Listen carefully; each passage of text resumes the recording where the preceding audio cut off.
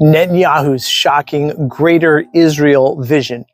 Netanyahu just nodded along to a vision of a Greater Israel, a map so big it swallows not only Palestine, but Lebanon, Syria, a chunk of Iraq, and yes, even a piece of Saudi Arabia.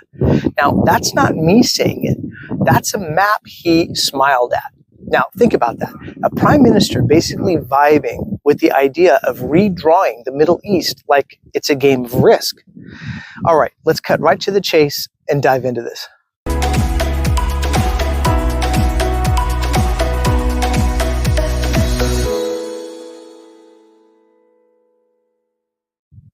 All right, guys, welcome back to The Baseline. Thank you so much for joining me today. Now, imagine if your neighbor casually told you, hey, one day I might knock down your fence and take your yard and maybe your kitchen too, because that's what this Greater Israel vision is, a land grab dressed up as prophecy. And here's the kicker. When Saudi Arabia condemned Netanyahu's comments, they used the strongest diplomatic language possible. But guess what? They're still signing deals with Washington and shaking hands with Tel Aviv. Now, why? Why in the world will they keep doing this? Because deep down, they know the missiles aren't aimed at them yet. But one day, you never know.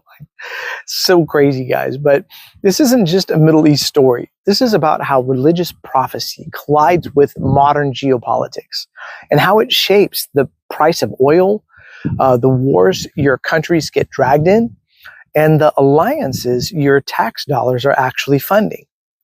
Now, for Western viewers, this affects your grocery bills, your elections, and maybe even your kids being sent to stabilize another desert.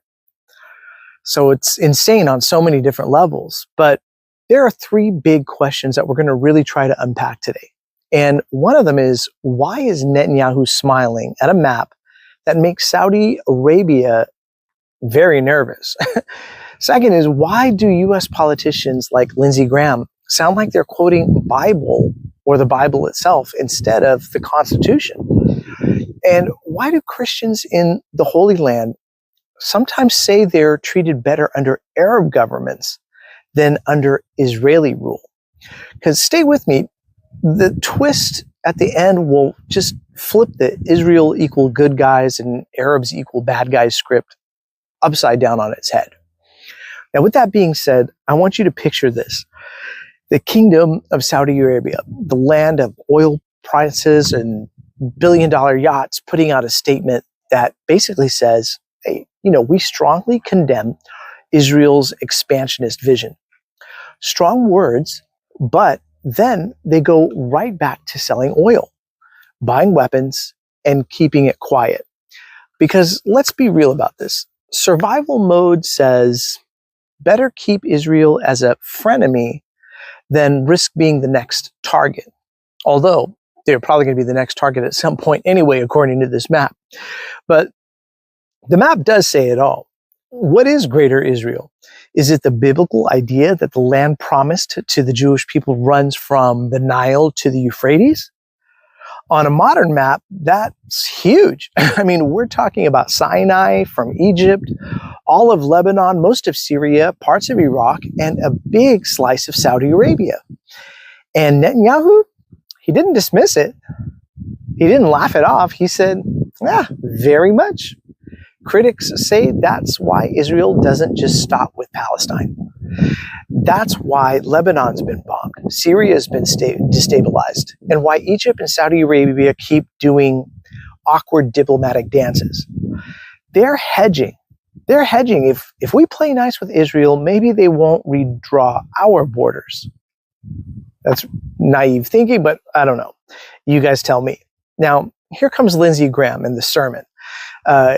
And the U.S. Senator turned televangelist, I guess, standing up and saying, if America pulls the plug on Israel, God will pull the plug on us, the United States. Like, Lindsey, what are we, a lamp? You're telling me Americans' foreign policy is basically plugged into a divine extension cord? And then he says, I'm tired of the word genocide. If Israel wanted to commit genocide, they could. They just chose not to. It's like, excuse me? That's like me saying I could rob a bank tomorrow, but I don't, so I'm technically a hero. There's no logic in that at all.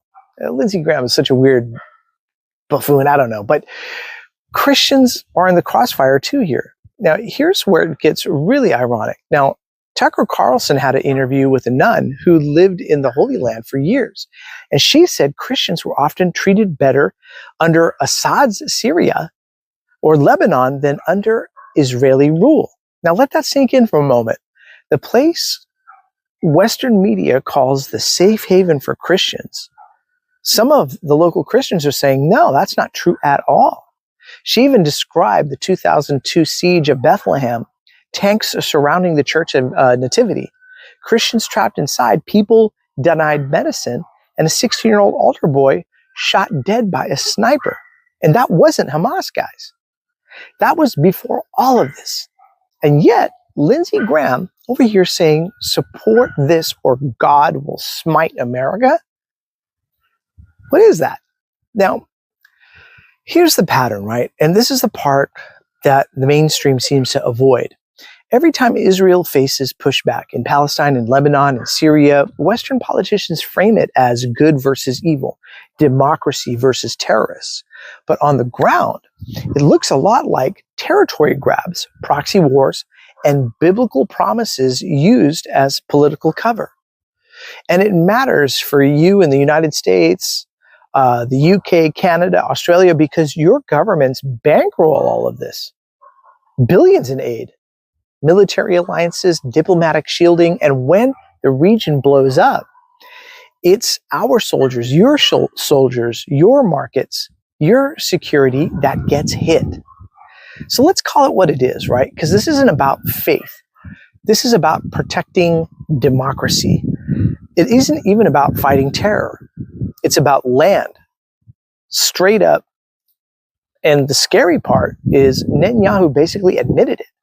The only question is, how far will he go and how long will Washington keep writing these checks? Now, if you think the story ends with just Palestine, think again. Because once the borders are redrawn there, the next chapter could involve Lebanon, Syria, Egypt, even Saudi Arabia. And when that domino falls, the shockwaves hit all of us. But here's the real cliffhanger. While Israel pushes for greater Israel, guess what NATO and the US are quietly planning in Europe? That's the plot twist that we got to talk about next. Because this Middle East land grab looks like the trailer before the real movie. And it's somewhat scary. Let me know what your guys' thoughts are in the comment section below. I read all the comments and answer them back, and I look forward very much to hearing your guys' opinion. And thank you again, guys, for watching The Baseline. I really appreciate it, guys, and we'll catch you the next round. All right, cheers, everybody.